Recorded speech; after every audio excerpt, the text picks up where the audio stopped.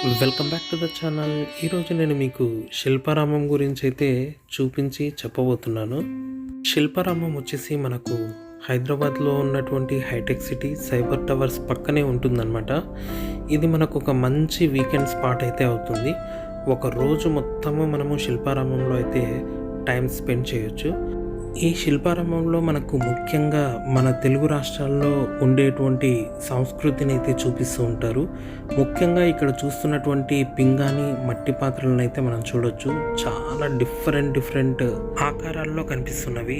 దాంతోపాటు మనకు కొన్ని వంట పాత్రలు కూడా కనిపిస్తున్నవి. ఇక్కడ చూస్తున్నారు కదా, రాధాకృష్ణుల విగ్రహాలను ఎంత బాగా తయారు చేశారో. ఇక్కడ మీరు చూస్తున్నారు కదా, మనకు చాలా విగ్రహాలు అయితే కనిపిస్తున్నవి. ఈ విగ్రహాలతో మన పురాణాలను కూడా అర్థం చేసుకునే విధంగా ఉన్నవి అన్నమాట. ఇక్కడ ముఖ్యంగా మీరు చూస్తున్నట్లయితే ఆ చెక్కలో ఉన్నటువంటి అన్ని విగ్రహాలను చూడండి, ఎంత బాగా చెక్కారు. చూడడానికి రెండు కళ్ళు సరిపోతలేవు.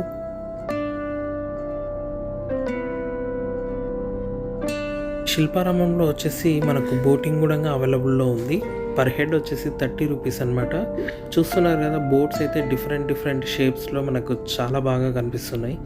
దాంతోపాటు డిఫరెంట్ కలర్స్లో ఉండడం వల్ల అసలు ఇక్కడ ఉన్న పాండ్ ఏదైతే లేక్ ఉందో వాటిలో చాలా అట్రాక్టివ్గా ఉంది.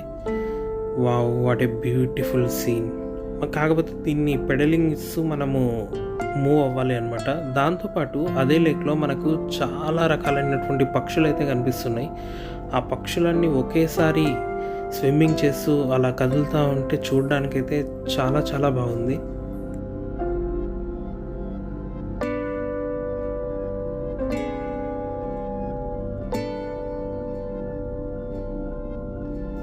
ఈ బర్డ్స్ని చూసిన తర్వాత మనకు రకరకాలైనటువంటి మరికొన్ని అడవి జాతి కోళ్ళు, దాని తర్వాత నెమళ్ళు, దాని తర్వాత రకరకాలైనటువంటి పక్షులు అయితే మనకు ఒకే చోట కనిపిస్తున్నవి.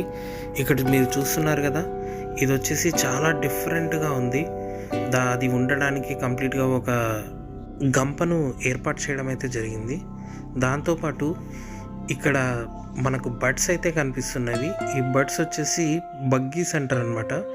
ఇవి బయట ఎక్కడ మనకు కనిపించవు. వీటిని కేవలం పంజరాల్లో మాత్రమే పెంచాలన్నమాట. దాంతోపాటు మనకు మూవీస్లో చూపించేటువంటి పావురాలు అయితే కనిపిస్తున్నవి. ఇక్కడ ఒక బాత్ ఈదుతూ ఉంది.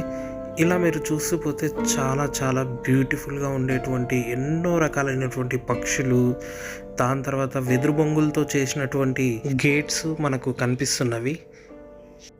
అంతేకాకుండా ఈ పెద్ద చెట్ల కింద ఉన్నటువంటి ఒక రకమైనటువంటి పాతకాలం ఇల్లు చూడొచ్చు. దాని తర్వాత మనకు సనాతన ధర్మంలో ఉన్నటువంటి పురాణాలలో జరిగినటువంటి సందర్భాలను చూపించే విధంగా చాలా రకాలైనటువంటి గోడల మీద వేసినటువంటి పెయింట్స్ని మనం చూడొచ్చు. దాంతోపాటు ఆ పెయింట్కి సంబంధించినటువంటి కొన్ని డీటెయిల్స్ అయితే కింద ప్రింట్ చేశారు. అవి కూడా మనకు చాలా స్పష్టంగా కనిపిస్తున్నాయి. ఇవన్నీ వచ్చేసి మన పురాణాలు, దాని తర్వాత మన సనాతన ధర్మంలో జరిగినటువంటి సందర్భాలని మనకు గుర్తు చేస్తున్నవి. దాంతోపాటు మనలో ఆధ్యాత్మికతను పెంచుతున్నవి.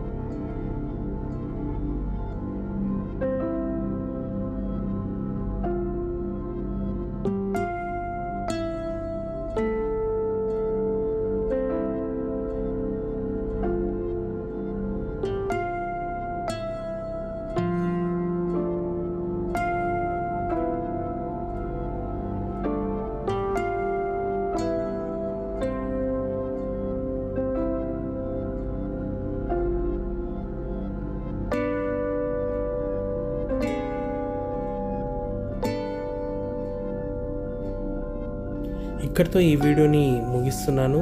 మీకు కనుక ఈ వీడియో నచ్చితే వీడియోని లైక్ చేయండి. దాంతోపాటు ఇటువంటి మరెన్నో వీడియోస్ చూడాలనుకుంటే మా ఛానల్ని సబ్స్క్రైబ్ చేసుకోండి. పక్కనే ఉన్నటువంటి బెల్ బటన్ని కూడా క్లిక్ చేయండి. మళ్ళీ కలుద్దాం మరొక మంచి వీడియోతో. అంతవరకు బాయ్ బాయ్.